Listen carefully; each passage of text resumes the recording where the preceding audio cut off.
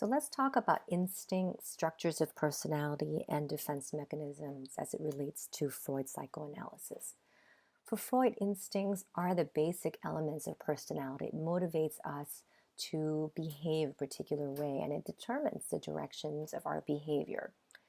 The mind, we all experience various instincts, hunger, thirst, for example, and our mind transforms this energy into a wish for food, a wish for some way to satisfy that need. And it is this wish that drives us to behave in a way that satisfies the need.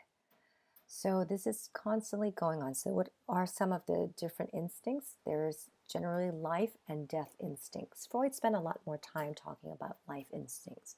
Life instincts serves the purpose of survival for the individual by seeking to satisfy the needs of food, water, air, and sex. So life instincts are oriented towards growth, towards development, and this is manifested in the libido. Libido drives a person towards pleasurable behaviors and thoughts. Now, the opposite to life instinct is the death instincts. And one component of death instinct is the aggressive drive, which is the drive to turn against objects rather than self. It is the drive that compels individuals to destroy, to conquer, and kill. Now, his original conception divided the personality into three different structures: the id, ego, and superego. Remember that he believes that we have three levels of awareness. The idea of tip of the iceberg, where the tip, the very top that peeks out of the water, is our consciousness, our awareness of the outside world. But largely underneath the surface is our unconscious, which is what motivates most of our behavior. In the unconscious, it's materials that are very difficult to retrieve, we're not always aware of. And then there is the intermediate level, which is the preconscious, where with some effort, you're able to access some of that information. Like with some effort, you can try to access some of your memories of your childhood. Now, the structures of personality are the major driving power behind all the behaviors and the forces we can't see and control. In these are the id, ego, and the superego. As you can see, the ego is the only part, along with a little bit of the superego, that peeks out of the water. But the id is it's basically submerged in the unconscious. So the id corresponds to Freud's earlier notion of the unconscious. This is the reservoir for all instincts and libido. It's very powerful, and it operates under the what Freud calls the pleasure principle, which functions to avoid pain and maximize pleasure. Very childlike in the way it thinks and in its demand of its urges and wishes being met, needs being met. So this Freud labeled this as a primary process thought. So a growing child is hungry, it only wants to eat. It doesn't want to negotiate with when it can't eat, it just wants to eat now. The id is not immoral per se, it is amoral. The other two structures of personality, the one is the ego, which is the master of personality. The ego it mediates between the id and the superego. The ego exerts control over the impulses and it operates according to the reality principles. It provides appropriate constraints to what the id wants. So if the id wants to be fed, the ego may dictate when it gets fed, only when it's time for dinner, perhaps, or when there's food that one can purchase legally, as opposed to stealing. The next structure is the superego. The superego is the moral aspect of personality. The superego develops later in life, usually around 5 years old. And the word one might associate, or the feeling that one might associate when the ego gets activated, is guilt or shame. There are two components of the superego. One is the conscience, and one is the ego ideal. The behaviors for which children are punished form the conscience, and which might be experienced as guilt. When the child felt that they've done something wrong, there's this feeling of guilt. The other part is the ego ideal. The ego ideal consists of good behaviors, behaviors that children are often praised for. So the superego is also very, very demanding, and it is constantly looking to try to get the organism, the person, to achieve perfection, to meet its ideals. So you have both the id and the superego really, really fighting to assert its authority over the ego. So no wonder then the ego often feels threatened by either the id or the superego. And what you will find is anxiety is a very common experience that you will find in various psychoanalytic thinking. There are three different types of anxiety. The first is reality anxiety, which is objective anxiety. And this is closest to our experience of fear of the real dangers in the world. So when we are confronted with something in front of us that can potentially cause us harm, we experience fear to the immediate threat. Neurotic anxiety has its basis in childhood, and it comes up when there is a conflict between the ego and the id.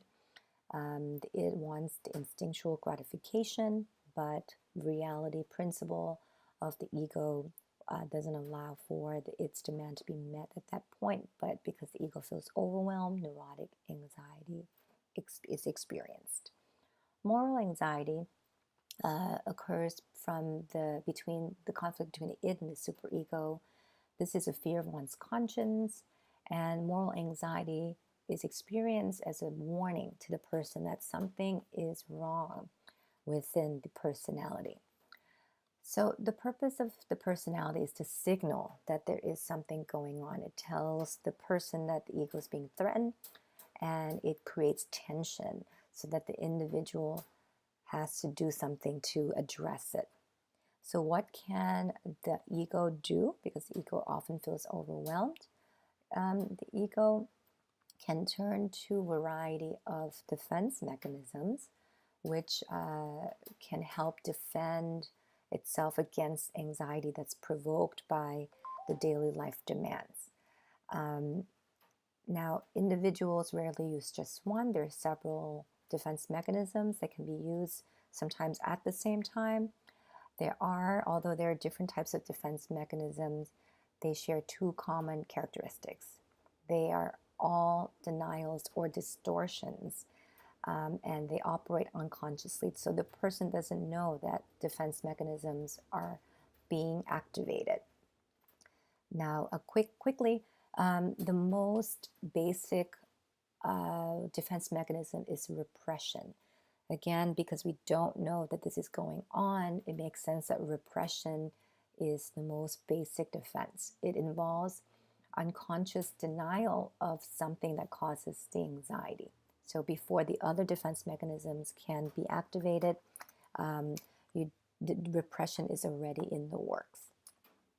The next is denial. Denial is related to repression in that it involves denying the existence of some external traumatic event. So you might see the data, for example, that the doctors came back with tests, and the tests show that there's something wrong in your test results. So you see it. You actually see the test results, but you deny that it's yours. That's one way in which denial might present itself, because the idea that you might be ill is too uncomfortable for you. In reaction formation, the individual defends themselves against a disturbing impulse by expressing the impulse in the opposite manner. So, for example, if there is an unacceptable feeling or unwanted feeling of hate towards your mother's new husband, and somehow you don't believe that that feeling can be expressed, that feeling may in turn be expressed as the opposite. So you might demonstrate a strong reaction to your mother's new husband. So it might come out as being very loving, very excited, and so forth. But generally, when people see a reaction formation experience, it comes out as somewhat disingenuous or fake or shallow. In projection, the person defends against disturbing feelings or impulses by projecting them to someone else. So instead of recognizing that you have racist tendencies and racist feelings, prejudice towards a group because the idea that you are racist is not comfortable, you may project that feeling onto somebody else. So when you see someone, you might pick up or assume that they're racist. In regression, a person retreats or regress to an earlier period of life that was more pleasant or free of the current level of frustration. And one way a person might demonstrate regression is, say, they are disappointed by a relationship, somebody broke up with them, and because that feels overwhelming to the person, they might regress in the form that they might isolate themselves, they might remove themselves from doing work for the day because they just want to feel like a child again. So staying inward, not interacting with the world, perhaps calling for mom or wanting to eat comfort foods that remind them of comfort might be signs of regression. Rationalization involves reinterpreting one's behavior to make it more rational and acceptable. So you might rationalize you're not getting accepted into a program you've been talking about for a long time as, oh, I didn't want to get in anyway. I'm glad that it worked out this way because I learned that this program's core faculty is leaving. So I'm kind of glad I didn't get in. Displacement involves shifting the unacceptable impulses onto another person. You might hear about displacement as somebody taking out their frustration on someone else. So you had a bad day at work, your boss berated you, and you since you can't express that anger, aggression towards your boss, you end up displacing that anger onto your pet or your family member when you get home. So they get the brunt of your anger as opposed to the boss. Finally, sublimation involves altering the id impulses themselves. Here, the instinctual energy is diverted to more acceptable channels of expression. Like, say, your instinctual energy is an aggressive one, and you don't want to express that aggression because it's incorrect, or the superego refuses to allow the id to express that. So you might channel that into boxing or working out really hard or engaging in aggressive sports. So there you have it. These are some of the defense mechanisms, and note that they're not within the person's awareness. People do not know that they are engaging in these defenses when it's taking place. One potential sign may be the initial uneasiness before the defenses are activated. Okay, so let's leave it there, and be sure to post questions in the Q&A on discussion board if you have further questions about this. Thank you.